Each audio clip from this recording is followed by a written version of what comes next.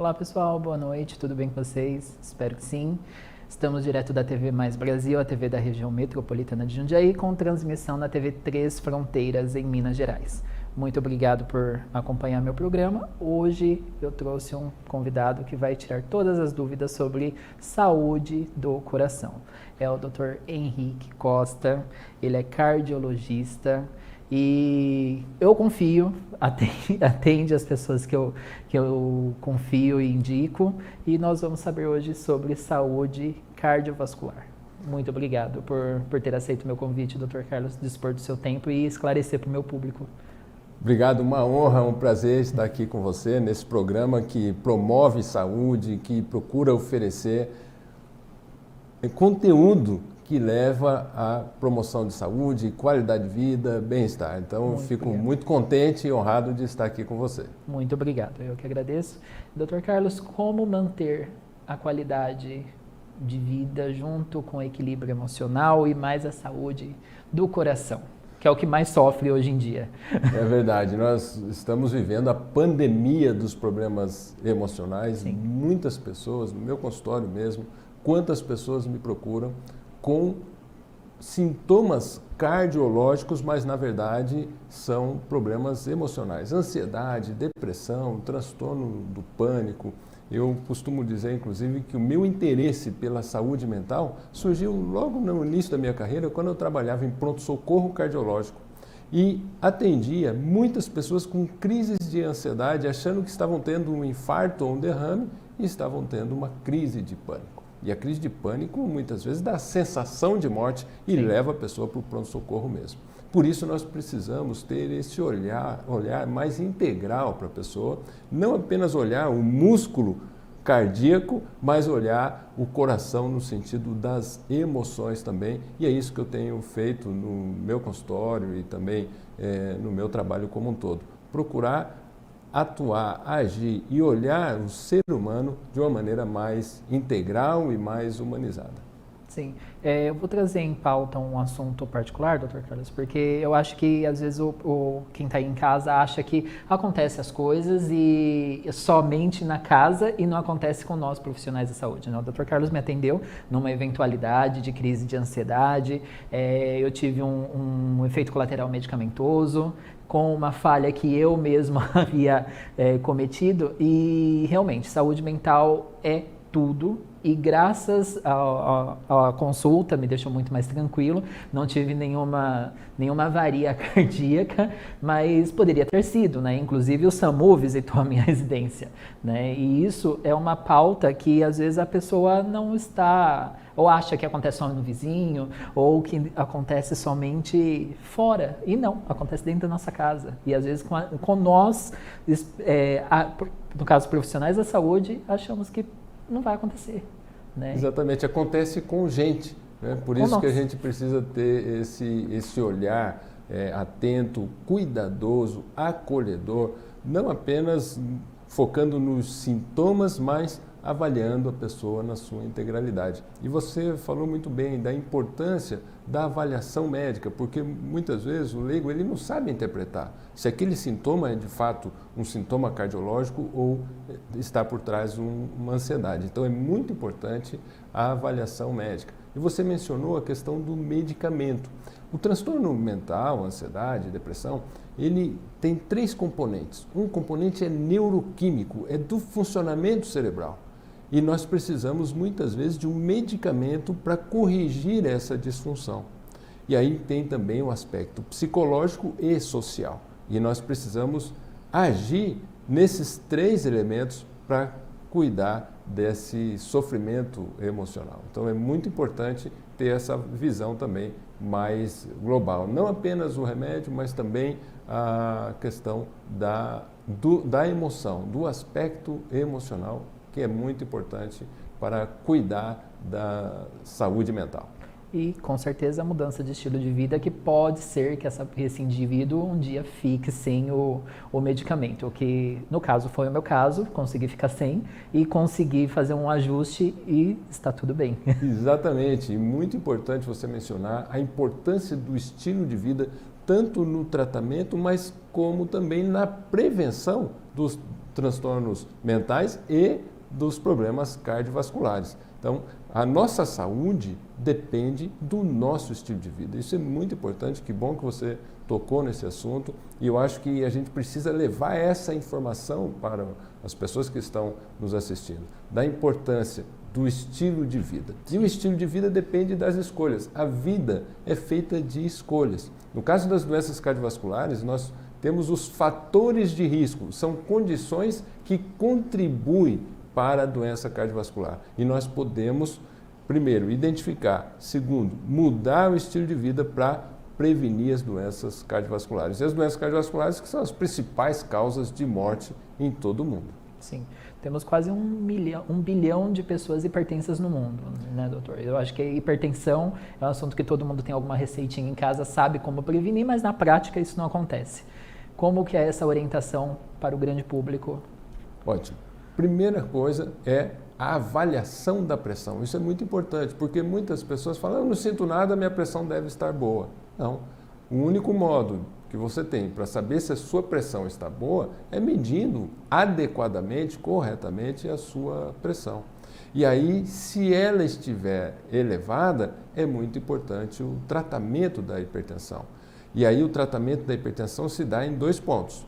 O que a gente chama de medidas não farmacológicas, que aí o estilo de vida, é a diminuição do sal, é a prática da atividade física, é o controle do peso, é a gestão do estresse, é a qualidade do sono, mas muitos pacientes precisam do medicamento antihipertensivo. E aqui um comentário importante, eu costumo dizer, o medicamento na gaveta não funciona, precisa tomar conforme a prescrição e recomendação do médico. Então, se a recomendação é 2 tomadas ao dia, não adianta tomar apenas uma vez, porque o remédio não cobre as 24 horas. Então, é muito importante seguir a recomendação. Então, o primeiro passo é o diagnóstico.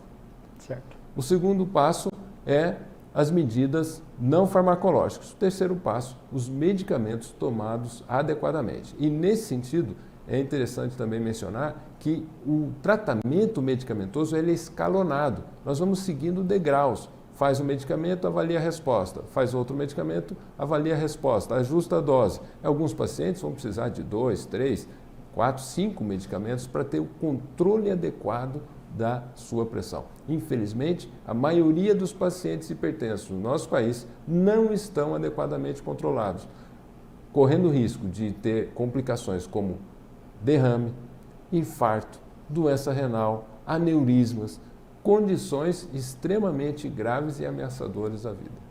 Sim, é importante ressaltar que o AVC é uma das doenças mais incapacitantes no mundo, né? E o Brasil não foge à regra. E o risco de demências e outras avarias que podem acontecer. Por favor, doutor, puxa a orelha desse povo para fazer o controle de hipertensão, diabetes, colesterol, né? Porque são situações que a gente consegue driblar, né? Não necessariamente a gente vai ter. Exatamente, você mencionou muito bem. A própria hipertensão, a elevação da pressão arterial, pode levar a um quadro de declínio cognitivo e predispor à demência, agravado muitas vezes por alterações circulatórias, como você mencionou muito bem, o AVC, que é uma doença muitas vezes incapacitante quando não leva à morte, deixa sequelas irreversíveis. Então, nessa questão é muito importante a prevenção. E aí você mencionou que não é apenas a hipertensão, nós precisamos também saber como está o nível de colesterol. Por quê? O colesterol também não dá sintomas, é como a hipertensão, é uma condição silenciosa. E aí nós só vamos conhecer, saber se a pessoa está sob risco se dosar o colesterol no sangue. E a gente sabe que tem o bom e o mau colesterol. O bom colesterol protege porque ele tira o mau colesterol da parede do vaso, aquele colesterol vai obstruindo, se depositando na parede do vaso, entupindo o vaso. O bom colesterol ele remove esse colesterol, mas o mau colesterol se deposita ali, obstruindo, entupindo o vaso sanguíneo, podendo provocar um AVC isquêmico, quando falta circulação, né, sangue para o cérebro, ou mesmo o infarto, quando falta sangue no coração, podendo levar o infarto. que são as duas condições que mais matam no nosso meio. Então, a avaliação do colesterol é muito importante. E aí nós temos os medicamentos que ajudam a controlar esse nível de colesterol. E outro detalhe também é a alimentação, né? O colesterol, ele vem da gordura animal, predominantemente, né? E principalmente os alimentos embutidos, que têm um nível de colesterol muito alto. Além de colesterol, tem o sódio. O sódio faz mal para a pressão, então um alimento ruim. O alimento industrializado, via de regra, não é um alimento saudável. O alimento saudável é aquele que o Criador, Deus, nos oferece, né? Ele está nos vegetais, né? Nas frutas, legumes, verduras, raízes, mesmo o peixe, que é um alimento muito saudável. Sim. Então, é muito importante também ter atenção na alimentação. E você mencionou o diabetes. A glicose elevada também, muitas vezes na fase inicial da doença, é silenciosa. E quando vai manifestar, já é uma complicação. Então, é muito importante, primeiro, a avaliação da glicose no sangue e depois o tratamento adequado para manter essa glicose num nível normal. Né? E a diabetes é um importantíssimo fator de risco para infarto, para derrame, para aneurismas, para doença renal também. E estamos falando aí de problemas que vão levar a uma situação crônica, que o paciente vai necessitar de um atendimento intensivo e usar o serviço público ou privado de forma muito intensiva, e nem sempre a gente consegue esse atendimento, principalmente na parte de disfunção renal, né, doutor? É muito sutil e quando vê, as perdas já foram catastróficas. Exatamente, aí tem toda a questão da diálise que a pessoa sofre ali, como você mencionou também, de conseguir uma vaga no serviço público, tudo isso é difícil. Então, é muito importante prevenir essa condição, não deixar que chegue nesse ponto. E nós já mencionamos aí duas, talvez, das principais causas de doença renal, que é a hipertensão e a diabetes. E tem um fator de risco que é o tabagismo, né, doutor? Lógico que vem caindo o número de pessoas que usam o tabaco, mas cresceu agora aquele produto eletrônico que a gente nem sabe exatamente o que tem ali dentro, e é um fator de risco para todas as comorbidades que a gente sabe. E o senhor tem um programa muito bacana que incentiva as pessoas e trata as pessoas a deixarem esse vício. Como que funciona isso? Muito bom você comentar do tabagismo, que é a principal causa de morte evitável em todo o mundo. Segundo a Organização Mundial de Saúde, são 8 milhões de pessoas que morrem todos os anos vítimas de complicações do cigarro.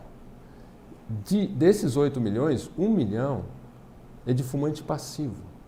A pessoa não fuma, mas convive com o fumante, respirando aquela fumaça tóxica. E desse 1 milhão de fumantes passivos, 60 mil são crianças que morrem por complicações em decorrência da respiração da fumaça tóxica. É um dado alarmante. Alarmante. São crianças portadoras de asma, exatamente, ou às vezes nem diagnóstico infecções ainda respiratórias, que infelizmente acabam complicando. Por quê? Porque estão respirando essa fumaça tóxica. O cigarro tem mais de 7 mil substâncias tóxicas.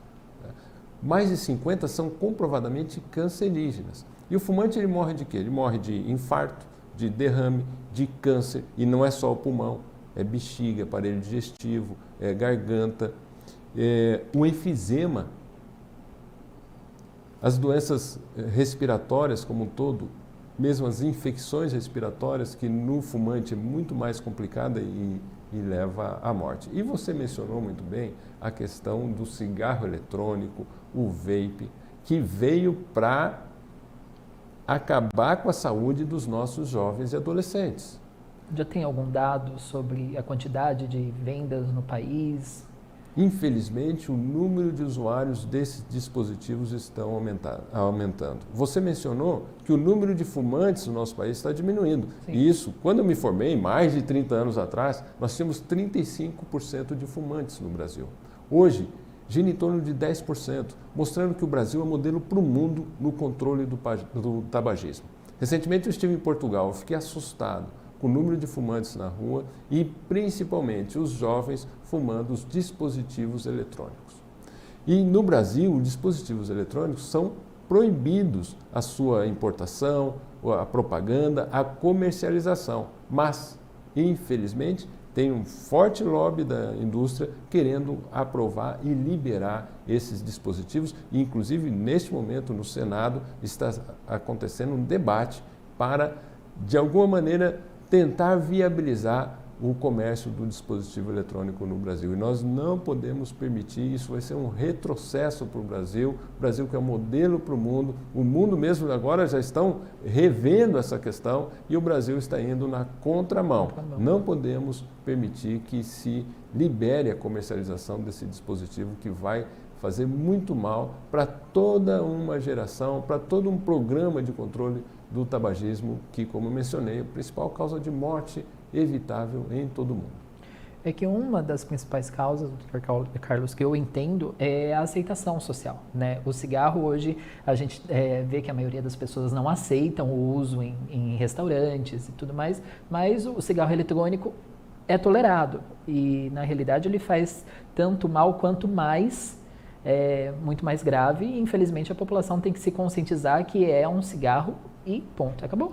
Exato. Esse é um slogan, inclusive, que cigarro eletrônico é cigarro e cigarro mata. Sim. Então, toda uma estratégia de marketing da indústria de dizer que o cigarro eletrônico é menos prejudicial. E, infelizmente, é esse argumento que tem seduzido e atraído os jovens. E como que um produto que nós nem conhecemos a sua composição, ainda não conhecemos os maiores malefícios, porque muitos são a médio e longo prazo. O que nós sabemos é que muitos jovens já adoeceram e morreram com uma doença chamada EVALI, que é uma inflamação aguda do pulmão, em pessoas que, pouco tempo de uso desse dispositivo, tiveram essa inflamação no pulmão, foram parar na UTI e muitos morreram. Então, como é que nós vamos liberar um produto que mata? Então, nós precisamos tomar esse cuidado e que bom que você mencionou esse tema. É quase que contraditório, né? Uma população que se cuidou tanto para evitar ter uma infecção do Covid e agora está usando algo que nem sabe o que é, né? É contraditório. Exatamente, e você mencionou a questão do Covid. Essa doença, EVALI, que é a inflamação do pulmão, a tomografia é muito semelhante ao Covid grave. E tão grave que leva à insuficiência respiratória. Muitos precisaram ser entubados e colocados no respirador e, infelizmente, alguns não sobreviveram a essa condição. Então, a gente precisa tomar muito cuidado, porque é um risco para a saúde pública esses dispositivos. O tratamento para o tabagista que ele deseja deixar o uso é medicamentoso ou é terapia? Isso. O que seria adequado? Ou cada caso é um caso? Na verdade, o ideal é a combinação. Então, a base do tratamento é a terapia, que nós chamamos de cognitiva comportamental, em que o fumante ele vai, primeiro, conhecer a sua doença, a sua dependência. A dependência do cigarro é física, psicológica e comportamental. Então, ele precisa conhecer o que é que funciona como gatilho da vontade, o que ele sente quando ele tenta interromper o uso, que entra em abstinência, e como é que nós podemos lidar com a abstinência. Aí é a medicação. Hoje nós temos medicamentos eficazes para aliviar o desconforto provocado pela abstinência, que é exatamente a falta da nicotina no cérebro, que faz o fumante entrar numa sensação desagradável de irritabilidade, dificuldade de concentração, ansiedade, alteração do sono, alteração do apetite, e aí o remédio controla isso, diminui esses sintomas. E eu costumo dizer, para parar de fumar precisa de 3 elementos. Decisão de parar de fumar. Determinação, para resistir à vontade, porque a vontade vem, mas ela passa. A vontade de fumar dura 5 minutos. E se o fumante resistir esse período, ele vai conseguindo perceber que ele tem essa força interior para resistir, o domínio próprio, o autocontrole, para resistir à vontade de fumar. E, por fim, a atitude de mudar seu comportamento, a atitude de priorizar a sua saúde e abrir mão do prazer que a droga, que a nicotina, traz para ele. Então, é verdade que o dependente do tabaco, quando ele está tentando tirar, ele sente uma vontade de ou comer mais, comer doce, seria por conta desses gatilhos. Aí que entra o tratamento para não desencadear outros processos. Exatamente. Então, na fase de abstinência, há um aumento do apetite. E isso, infelizmente, alguns acabam ganhando peso. O medicamento, ele diminui esse efeito da abstinência, de ganhar peso, de aumento do apetite. Mas também a própria terapia cognitivo-comportamental já alerta e chama atenção para que ele tome cuidado para não substituir o cigarro por alimentos muito calóricos, por exemplo, balas, chocolate, doces, porque muitas vezes ele pensa assim, bom, eu já estou sem o cigarro, eu mereço um docinho. Só que o doce vai contribuir para o ganho de peso e pode também trazer outros problemas para a saúde. Então a gente precisa orientar, mas o medicamento, você mencionou muito bem, ajuda a minimizar esses sintomas de abstinência. Perfeito. Dr. Carlos, eu vou chamar o primeiro bloco de intervalo e nós voltamos para falar um pouco mais de saúde e prevenção. Certo? Olá, tudo bem com vocês? Espero que sim. Quem me acompanha sabe o quanto eu falo da importância de prevenções de lesões na pele dos idosos. E uma ótima indicação, a indicação que eu sempre recomendo aos meus clientes, é a pomada Geriaderm da DV Pharma. A Geriaderm é a primeira pomada de indicação para prevenção de brotoejas e assaduras em idosos e também em adultos que têm essa necessidade de utilização da pomada. Sua fórmula secativa e ação cicatrizante pode ser utilizada para prevenção e tratamento de lesões. Além disso, sua composição é fácil de espalhar e remover, com excelente poder de absorção pela pele. Você encontra a pomada Geriaderm da DV Pharma em uma farmácia perto de você ou contate um distribuidor. Para saber mais, acesse advpharma.com.br/Geriaderm. Olá pessoal, tudo bem com vocês? Espero que sim.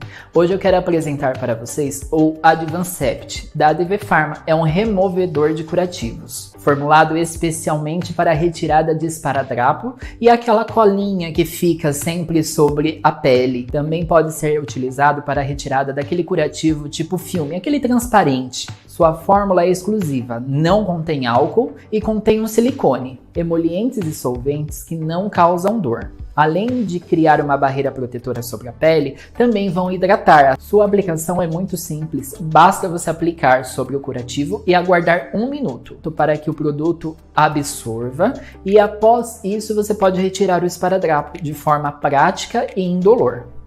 Fácil, né? Retirar o curativo dessa forma. Você pode encontrar os produtos em 30 ml, 100 ml ou 200 ml. Tudo isso daí vai depender da sua rotina de curativos em sua casa. Você pode encontrá-los também em qualquer farmácia próxima à sua residência ou através de um de nossos distribuidores. Quer saber mais sobre o produto? Acesse o link. Até logo. Tchau, tchau.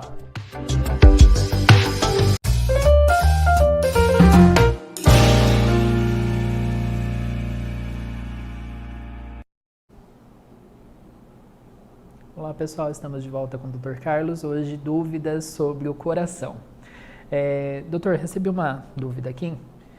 A pessoa tem um histórico familiar de pessoas com problemas cardiovasculares. Ela não tem. Até onde a genética influencia ou é totalmente hábitos e estilo de vida? Olha, muito interessante essa pergunta e agradeço esse ouvinte por ter enviado essa pergunta, porque a questão genética é muito importante. Se tem história familiar de doença cardiovascular, é muito importante a avaliação cardiológica, particularmente dos fatores de risco, para prevenir. Nós temos fatores de risco que nós podemos mudar e fatores de risco que nós não podemos mudar. A genética nós não podemos mudar, mas nós podemos mudar os demais fatores de risco. Então é muito importante. Outro fator de risco é a questão da idade. Quanto maior a idade, maior o risco de ter problemas cardiovasculares. Mas jovens também têm doenças cardiovasculares. O mais jovem que eu tive com infarto, Edivaldo, tinha 24 anos. Nossa.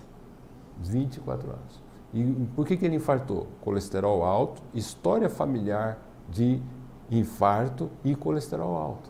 Então é muito importante essa história familiar, essa história genética, para a gente ter as ações preventivas.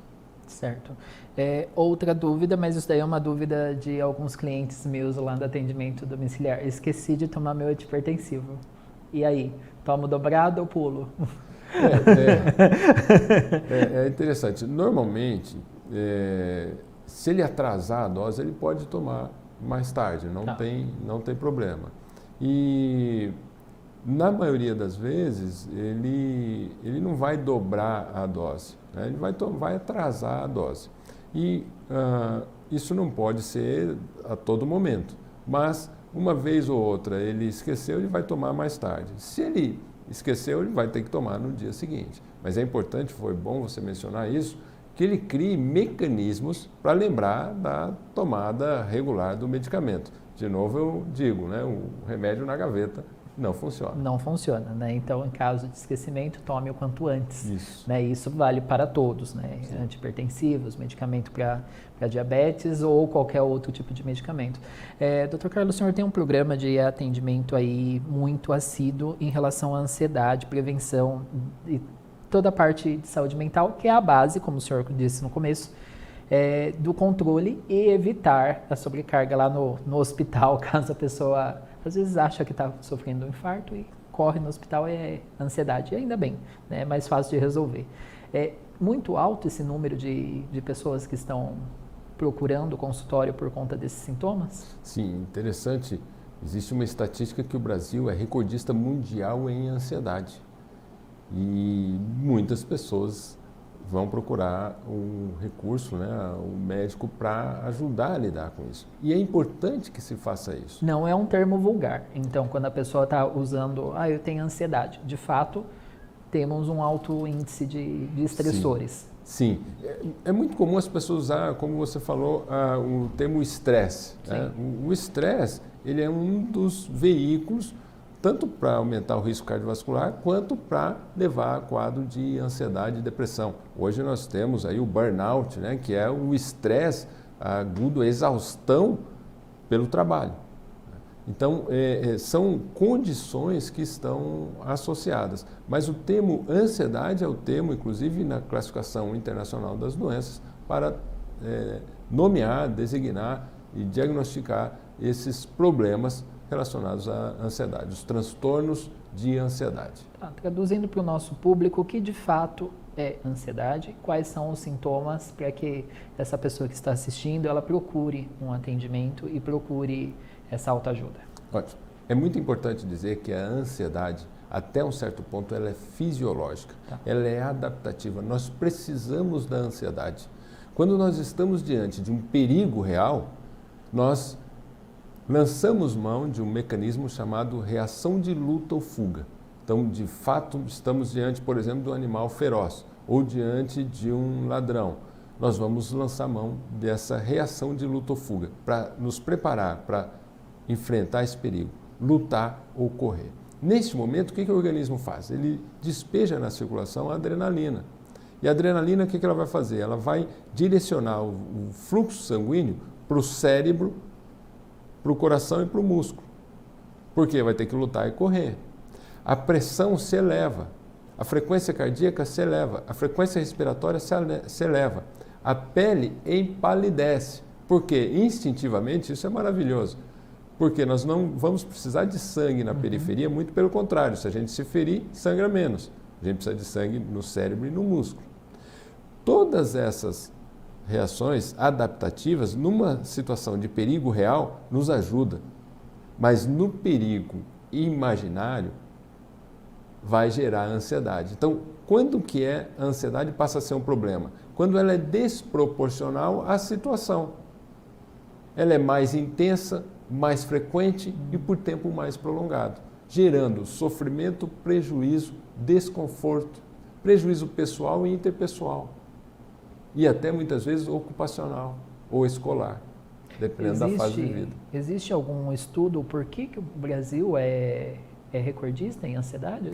Não tem uma explicação por isso, não tem uma explicação. A gente coloca algumas possibilidades, a questão econômica, a questão social e eu poderia dizer até mesmo a questão política, que contribuiu aí pelo estresse, né, que nós vivemos recentemente. Então, não existe uma explicação única, mas é um conjunto de elementos e, de fato, estatisticamente, o Brasil é muito ansioso.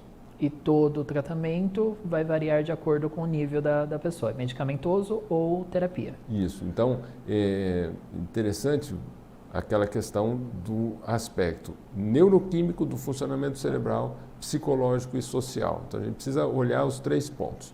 No caso da ansiedade, é muito interessante entender de onde vem a ansiedade. Tem origem nos pensamentos. Então os pensamentos negativos, pessimistas, catastróficos, autocríticos, são eles que geram a ansiedade. E aí, todo um processo psicoterapêutico de, primeiro, identificar esses pensamentos. De onde eles vêm? Por que eles vêm? Identificou? Vamos tentar olhar para saber se eles são verdadeiros. Se não há um exagero. E mudar o pensamento. Então, todo o processo terapêutico trabalha em cima dos pensamentos, que são os que determinam a ansiedade, que determinam a emoção. O que nós sentimos depende do que nós pensamos. Então, o foco não é na emoção, o foco é no pensamento. Então, eu sempre, quando vou fazer palestras, eu explico assim, não adianta você falar para a pessoa que está ansiosa, fique calmo.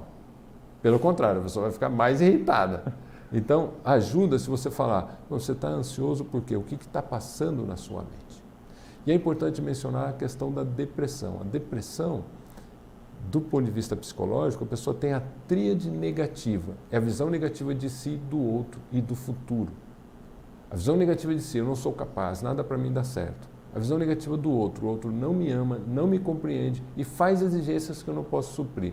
E a visão negativa do futuro, minha vida não está nada boa e vai piorar. Aí a pessoa entra num estado de desesperança e pode, inclusive, evoluir para o desespero, quando o depressivo pensa, inclusive, tirar a própria vida. Então, é muito importante também essa avaliação psicológica dos pacientes com sintomas depressivos. Que, no caso, vem crescendo e muito. Muito mesmo, principalmente em nós profissionais da saúde. Sim, é verdade. E é bom você mencionar, você que trabalha também na área de geriatria, a gente precisa cuidar de quem cuida. Sim. E esse olhar aos profissionais de saúde, aos cuidadores, que estão muitas vezes sob tensão, sob estresse, jornada longa de trabalho, e muitas vezes adoecem. Ansiedade, sim, depressão, e nós sabemos um alto nível nos profissionais de saúde como um todo. Sim, e também aos cuidadores familiares, né, que estão às vezes naquela rotina exaustiva de cuidar do idoso, seja mãe, seja pai ou algum familiar, e às vezes não consegue achar uma saída, acaba entrando nessa tríade também, né, e fica muito desesperador. E só procura ajuda quando já está numa situação muito grave. Né? Então não tenha vergonha, não tenha medo, procure ajuda. Exatamente, foi muito bem mencionado. O cuidador familiar ele precisa se cuidar para ele poder cuidar do seu familiar, cuidar da sua saúde, ter horas de sono adequadas, ter a alimentação saudável, ter um tempo para atividade física, ter um tempo para poder ter um autocuidado como ir no barbeiro, no cabeleireiro, né? Fazer a unha. Precisa desse autocuidado, sim, para que tenha saúde e condições para cuidar daquele seu familiar que precisa. Sim, e a depressão, doutor, também está presente no público geriátrico, né? Principalmente aí a questão dos lúcidos orientados, que a gente sabe que ficam mais tristes, às vezes o familiar não consegue dar aquela atenção que ele achava que deveria por conta da rotina, né, do dia a dia, e também tem a questão da finitude, né? Tá vendo que está indo aos poucos. Como que se trabalha isso em consultório para identificar esse idoso depressivo? Muito boa a sua colocação, e a gente precisa lembrar que o idoso ele vai perdendo entes queridos, né, vai perdendo amigos, né, companheiros, esposas, marido, e tem essa vulnerabilidade mesmo para a depressão. Inclusive, às vezes um quadro de apatia, de déficit de memória, que até pode levar a uma hipótese de um quadro demencial, mas a gente precisa pensar também na depressão. Obviamente, no caso da depressão, o tratamento é muito efetivo, mas a gente só vai tratar aquilo que a gente reconhece que faz o diagnóstico. Então, é muito importante, foi bom você mencionar a avaliação do idoso nessa condição. Tristeza, diminuição do interesse e prazer, mesmo ansiedade, alteração do sono, pensamentos negativos, pessimistas, muitas vezes pensamentos, fala repetida sobre morte. Esse paciente pode estar com depressão e ele precisa ser cuidado, tratado. Eu gosto muito da expressão cuidado, porque o cuidado é olhar nos olhos, é se importar com a pessoa, é valorizar aquela pessoa que está precisando de ajuda, é o ouvir atentamente, não apenas o medicamento, mas claro, o medicamento muitas vezes vai ser importante também. Sim, para você que é cuidador familiar, que muitas vezes não é da área da saúde, um dos principais pontos que a gente deve observar é a mudança de hábito alimentar, né? Muitas vezes o idoso que está entrando em um declínio emocional, ele recusa alimentos ou só vai dar preferência para alimentos que sejam mais fáceis para ele deglutir, né, doutor? É verdade. Entanto, na depressão, tanto a diminuição do apetite, com consequente redução do peso, quanto aumento do apetite consequente, ganho de peso, são sintomas da depressão. Então a gente precisa ter essa atenção. E foi muito bom você mencionar isso. Eu lembro de uma paciente que veio com emagrecimento. Eu investiguei, pensando, idoso com emagrecimento, a gente sempre pensa ali numa possibilidade de um câncer, de uma neoplasia, e o diagnóstico foi exatamente esse que você mencionou. O diagnóstico era depressão. Tratou a depressão, voltou a comer, ganhou peso, normalizou o peso e melhorou o humor e está vivendo hoje feliz da vida. Que bom. Doutor, outra pergunta que chegou aqui no Instagram é: quais são as taxas normais? O que eu devo entender como normal de pressão e de diabetes? Perfeito. Então, a pressão normal é abaixo de 14/9, é a pressão normal. Então, 14/9 é diagnóstico de hipertensão. É claro que para fazer o diagnóstico precisa ter mais de uma medida, né, e medida adequada. Então, um aparelho calibrado, a pessoa precisa estar sentado confortavelmente, as costas recostadas, as pernas descruzadas, o braço relaxado. Também é interessante que não pode estar com a bexiga cheia na hora da medida da pressão. Então, a medida da pressão adequada e correta. Se for menor do que 14/9, normal. Maior ou igual a 14/9, em mais de uma medida, hipertensão arterial. E aí tanto faz, pode ser 14/8, se o 14 está alta, diagnóstico de hipertensão. 13/9, se o 9 está alta, diagnóstico de hipertensão. Muitas pessoas ficam naquela, o que é pior, a mínima, a máxima, né? As duas são ruins, então precisa estar adequadamente controlado. No caso do diabetes, é diagnóstico de diabetes a glicemia em jejum acima de 125 e acima de 200 em qualquer horário. Então, após a refeição, maior do que 200, diagnóstico de diabetes. Em jejum, entre 100 e 125, é o diagnóstico de pré-diabetes. E o pré-diabetes é interessante. Eu vi um endocrinologista explicando e definindo que o pré-diabetes não é pré-doença, é o início da doença. Então, é uma luz amarela. Está nesse nível, precisa mudar os hábitos, controlar o peso, diminuir a ingestão do açúcar. Então, é muito importante essa avaliação, né? E como eu mencionei anteriormente, a gente só vai conhecer esses parâmetros se medir. Entendi.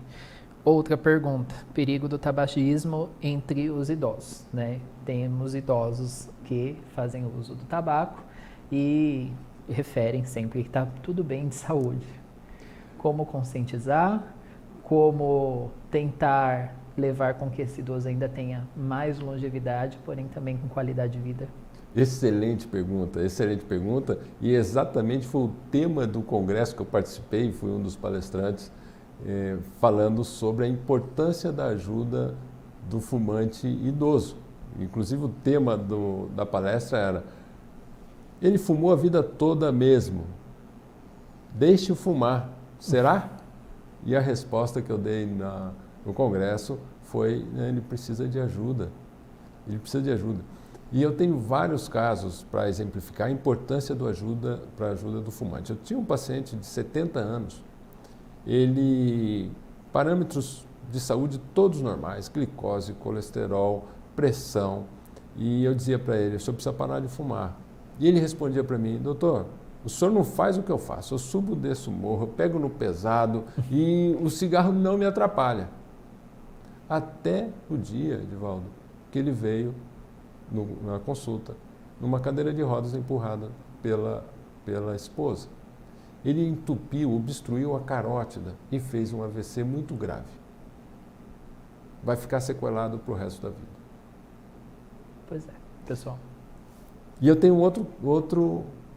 muitos outros, né, idosos que nós tratamos e que deixaram de fumar, mas agora, neste momento, nós estamos com um idoso lá de 86 anos, que parou de fumar, precisa ver a alegria dele de estar sem fumar. Ele falou, olha, eu já tentei várias vezes e não tinha conseguido, mas dessa vez eu consegui, e ele está caminhando aí para 2 meses sem fumar. E é muito gratificante de ver a satisfação, a sensação de vitória, de conquista, de libertação que esse paciente conseguiu aos 86 anos. Certamente vai melhorar a sua qualidade de vida, já melhorou e a gente percebe isso pela sua felicidade. A família está feliz, está contente, então nunca é tarde para parar de fumar. Quanto antes, melhor, mas nunca é tarde. O idoso precisa da nossa ajuda, do apoio, do cuidado, do acompanhamento, como qualquer outro, no caso do fumante, independente da idade, vai precisar de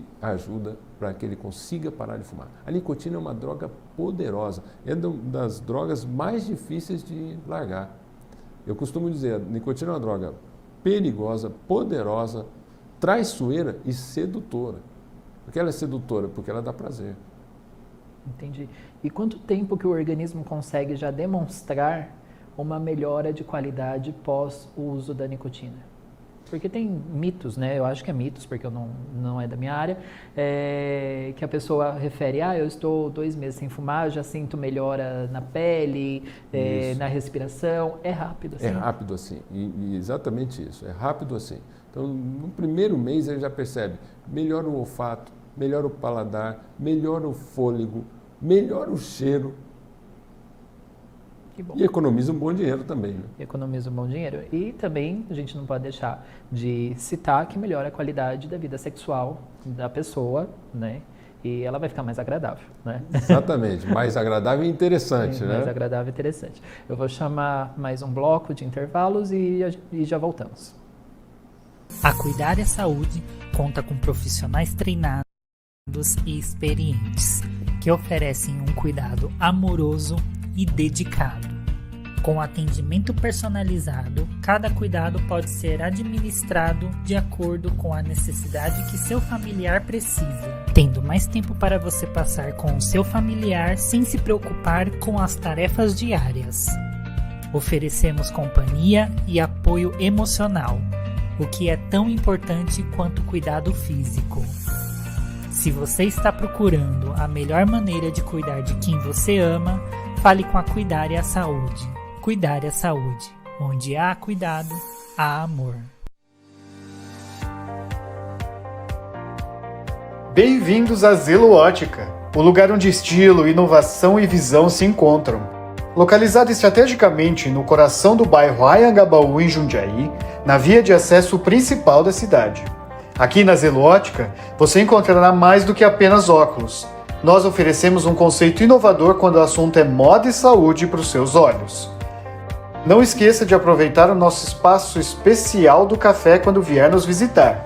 Sabe o que é ainda melhor? Você pode agendar seus exames de vista gratuitos aqui pela loja. E não para por aí. Temos promoções e descontos incríveis durante o mês todo. Afinal, você merece qualidade sem comprometer seu bolso. O pagamento é facilitado com opções de parcelamento, porque sua visão merece tudo, sem complicações. Indique um amigo. Se ele comprar conosco, você ganha um incrível par de óculos de sol. É só passar na loja e buscar. Somos especialistas em lentes. Seja visão simples multifocal, nacional ou importada, nós temos o que você precisa para enxergar o mundo com clareza e estilo.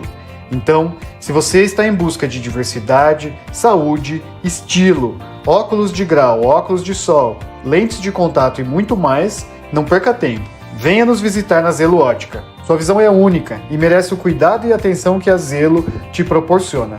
Venha descobrir um mundo de possibilidade para os seus olhos. Zelo Ótica, o foco está em você.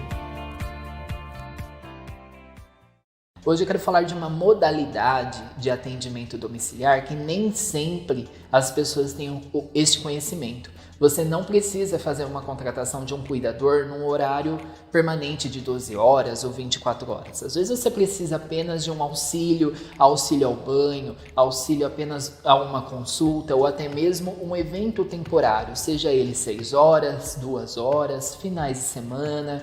Então, a Cuidare também oferece esta modalidade de atendimento.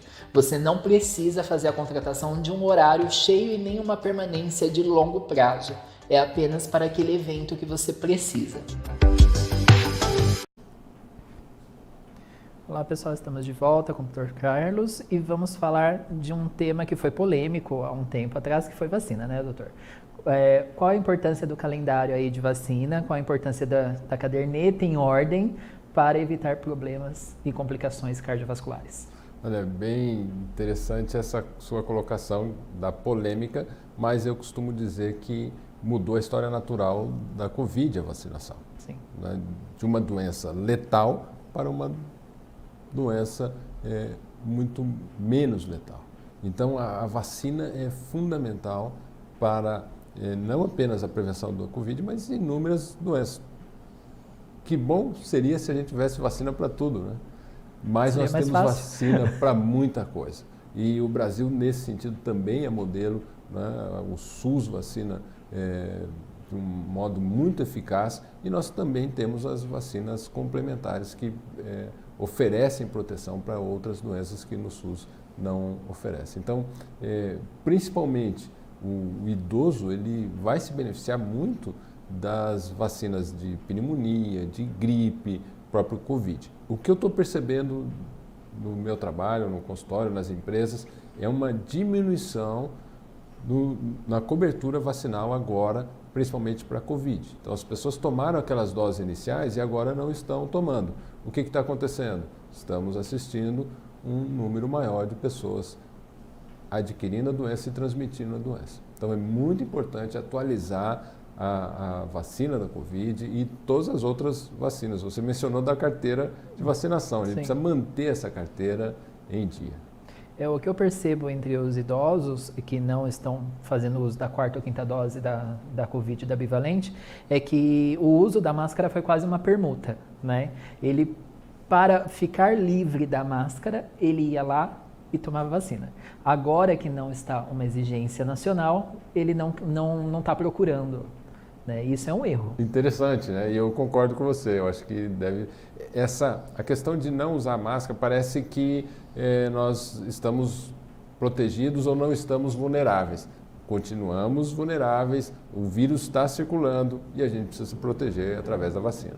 Tá. E aquele mito de que alguma vacina aí não era adequada, que aumentava risco cardiovascular, é mito. Olha, eu não atendi nenhum paciente com complicação cardiovascular por vacina e, como eu disse, mudou a história natural. Né?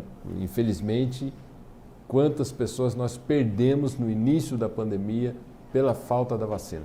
Não é à toa que o Nobel da medicina foi para as pessoas que desenvolveram a vacina. Nada mais justo.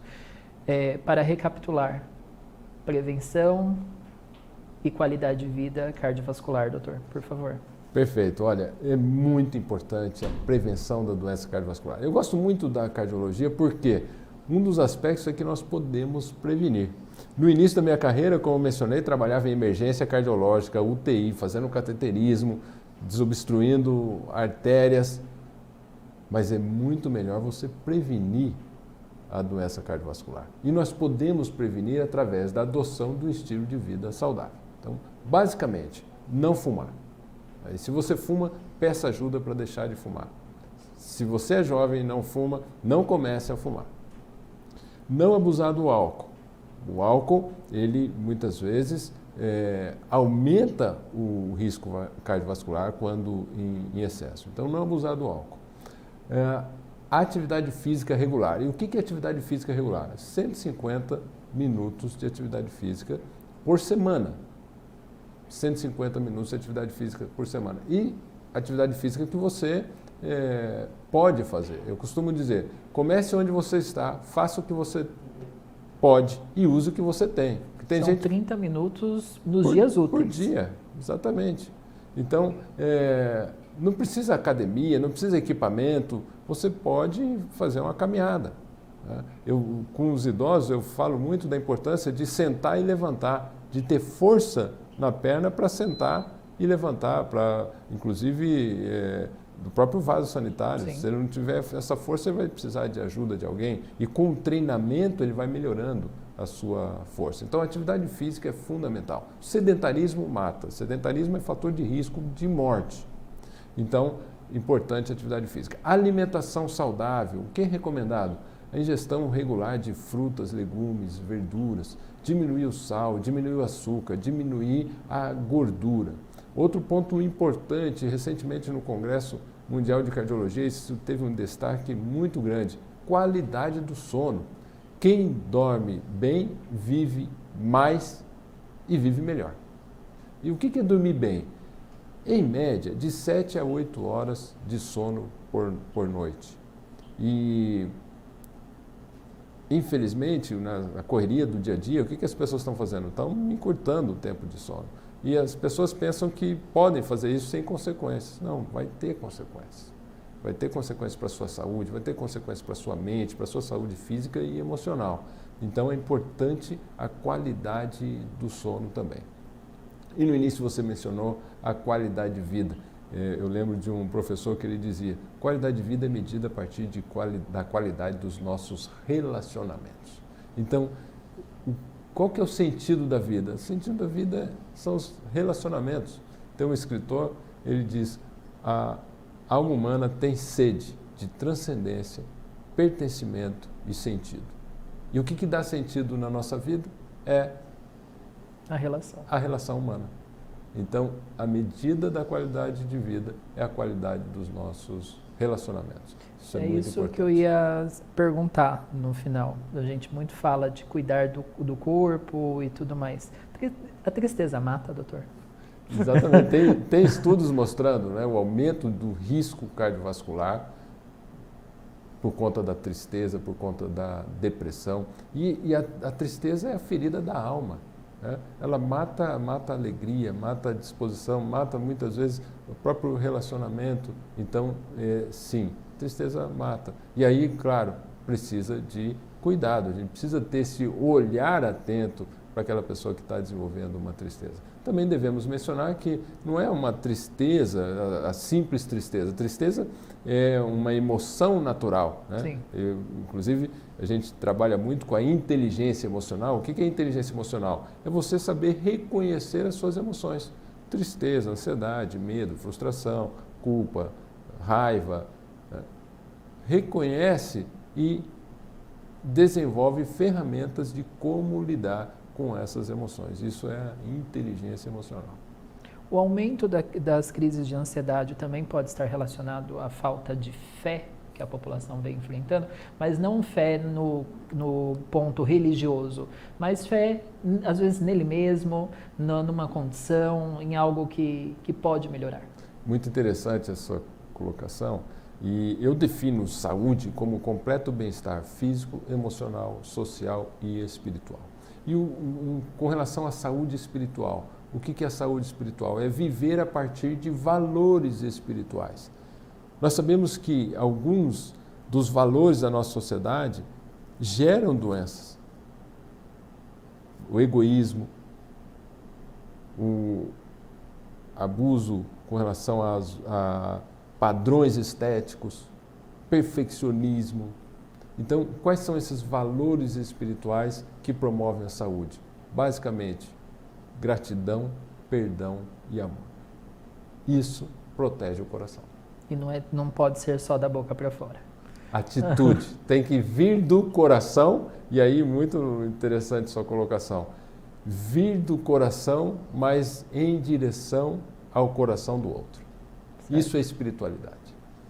E o senhor dá palestras em instituições, empresas, promovendo a qualidade de vida, promovendo a saúde do coração, né? Conta para nós como que é isso, falar com um público de modo geral que está ali trabalhando, às vezes está preocupado com outras coisas, para ser uma operação inteira para assistir uma palestra. Isso é muito interessante, porque quando eu estou na consulta, eu estou diante de duas pessoas, mas na palestra eu estou diante de muitas pessoas, e uma das coisas que promovem saúde é a informação e educação, é o que você está fazendo aqui com esse seu programa, é o que a gente faz nas palestras, levar informação de qualidade. E eu tenho me dedicado a levar informação através de palestras em empresas, comunidades, e com vários temas, a saúde mental, eu costumo dizer dos 7 segredos para a vida saudável, que é a ênfase no estilo de vida saudável, nos controles dos fatores de risco, na promoção da saúde no ambiente do trabalho. Eu sou médico do trabalho também, então tem toda uma atenção de como promover saúde no ambiente do trabalho. Então eu tenho feito muitas palestras e felizmente tenho tido um retorno, um feedback das pessoas bastante positivo. Com certeza, porque além de promoção e informação, também vai diminuir o nível de atestado, o funcionário vai trabalhar melhor e tudo mais, e consegue mapear também, quando vem um atestado, mapear o motivo do real motivo ali desse atestado. E até de como usar adequadamente o sistema de saúde, né? Então, se a gente previne doenças, nós vamos estar diminuindo o custo da assistência médica, vamos estar oferecendo mais saúde e qualidade de vida. Sim, e fica mais leve no bolso lá na farmácia. Sem dúvida. Dr. Carlos, eu agradeço imensamente você ter vindo aqui, disposto do seu tempo para trazer informação, como você mesmo disse, informação é o que vamos levar de melhor e também de promoção à saúde. Lembrando que todos os convidados são de forma gratuita, não tem custo, tudo com o intuito mesmo de levar educação para a população de modo geral. Muito obrigado. Eu vou colocar lá pedir para colocar na tela o endereço da sua clínica. Obrigado, uma honra, um prazer estar aqui com vocês. Eu trabalho lá na Clínica Semos, é uma clínica multidisciplinar e temos vários especialistas, diversas áreas para promover essa saúde integral, o bem-estar físico, emocional, social e espiritual. Muito obrigado pela oportunidade de estar aqui e conversar com você e com a sua audiência. Eu que agradeço. Por favor, coloca o endereço para mim. Ficou o endereço ou não pegaram o endereço? O Instagram do Dr. Carlos é @Dr. Carlos Henrique Costa, tem lá no Facebook Dr. Carlos Henrique Costa, tem no site drcarloshenriquecosta.com.br, no YouTube também ele é super assíduo, tem muitos vídeos bacanas de informação de saúde, ele só tem quase a minha idade de formação. O WhatsApp da clínica é o 11 94488 6353. O endereço, doutor, não passaram. Onde que fica lá em Campo Limpo? É na Praça Eugênio Lesse, número 13. Fica ali no centro, é a Praça da Matriz de Campo Limpo Paulista. Isso, bem em frente à igreja, tá? Não tem erro. Novamente, muito obrigado por ter aceito. Obrigado, um prazer. Até logo. Ao pessoal de casa, muito obrigado por ter assistido o programa. Espero que com certeza tenha levado informação. Caso precise de atendimento domiciliar ou cuidadores, entre em contato no edivaldodetoledo.com.br ou no WhatsApp 11 94007 5391 e me siga lá no Instagram, @edivaldo.toledo. Ao pessoal da live que assistiu, muito obrigado. E ao pessoal da TV Três Fronteiras, muito obrigado pela retransmissão. E até semana que vem. Até breve. Tchau, tchau. Como funciona o atendimento domiciliar, né? Para muitas pessoas que precisam ou têm um cuidador por conta, o atendimento domiciliar, além de você ter a segurança de uma equipe fixa ou ao menos uma previsibilidade de ir alguém capacitado para executar as atividades, você tem a supervisão de enfermagem você vai ter referência caso você precise de algum profissional, seja um fisioterapeuta, fono, médico ou algum profissional da equipe multidisciplinar, e também a segurança em caso aconteça alguma eventualidade clínica. Esse idoso vai estar assistido, mesmo que seja à distância ou até mesmo seja uma visita do enfermeiro, mas ele estará assistido. Esta é a principal diferença do atendimento domiciliar em uma empresa. Espero ter ajudado de alguma maneira e até logo. Tchau, tchau.